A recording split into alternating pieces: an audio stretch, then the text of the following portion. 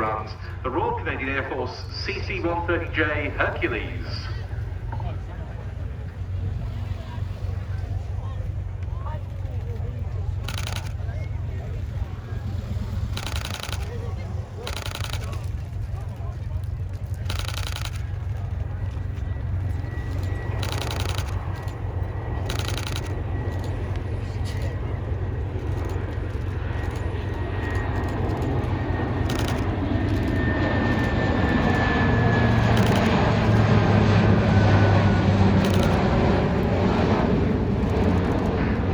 And it's nice to be able to say Royal Canadian Air Force again, because for many years, in fact since the late 60s, the Canadian Armed Forces were unified.